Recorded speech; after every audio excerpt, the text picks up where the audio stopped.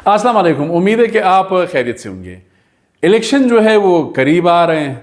8 फरवरी की तारीख जो है वो बाग के हमारे पास आ रही है। अब बात यह है कि यकीनन हर जगह यही एक वो डिस्कशन है कि कौन आएगा, सूबाई असम्बली कौन जीतेगा, कौमी असम्बली कौन जीतेगा, गवर्नमेंट कौन बनाएगा, किस उम्मीदवार का क्या पोजीशन है, किस सियासी जमात का क्या पोजीशन है। यकीनन ये एक सवाल है।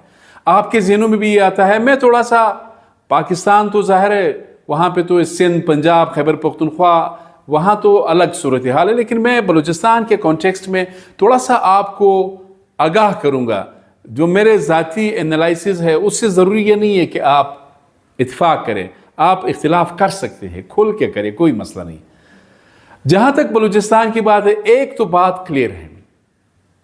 2018 जब यहाँ पर बाप पार्टी ने हुकूमत बनाई, 65 का जो ऐवान यहाँ पे था, वो चाहे पोजीशन थे या जो ट्रेजरी हुकूमती बेंचों पे जो अरकान बैठे हुए थे, आपको पुराने चेहरे बहुत कम नजर आएंगे।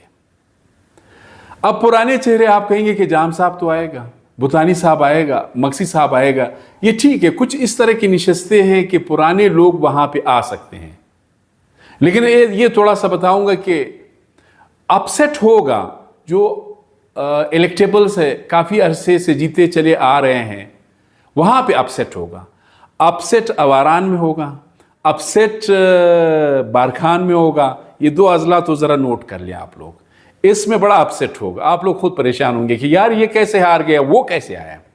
ये भी एक सिलसिला है। दूसरी बात यह है कि आपको क्वेटा शहर में माजी में एक PB1 हुआ करता था, उस पे सेनेटर सईद अहमद हाशमी, शफीक अहमद खान, उनके दरमियान मुकाबला होता था, बड़ा कांटेदार मुकाबला। कभी हाशमी साहब जीते थे, कभी शफीक अहमद खान साहब जो है वो असेंबली में आते थे। नसीम रहमान मलाखिल साहब जो है वो भी टफ कॉन्टेस्ट करते थे। इसमें 2 या 3 उम्मीदवार हुआ करते थे। आज PB1 पे जो PB43 है क्वेटा का, उस पे 50 के करीब उम्मीदवार है। अब अंदाजा लगाएं कौन जीतेगा। क्वेटा शहर सूबाई दारुल-हुकूमत की 9 सूबाई असम्बली की नशस्तें, इस पे कांटेदार मुकाबला है, और जो उम्मीदवार है 40-40, 50-50, 60-60 उम्मीदवार है। इतना मैं बता सकता हूं कि क्वेटा शहर में आपको 70 से 80% नए चेहरे मिलेंगे, हो सकता है इससे भी ज्यादा हो।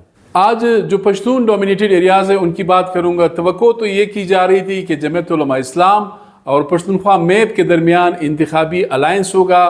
चूंकि महमूद खान चिगज़ई पश्तूनख्वा मैप के चेयरमैन है, मौलाना साहब को उन्होंने अनकंडीशनली जो है वो विड्रॉ हो गए। उन्होंने कहा कि हम आपको सपोर्ट करेंगे। मौलाना साहब DI खान से पाकिस्तान तहरीक इंसाफ के प्रेशर के बाद पिशीन आए।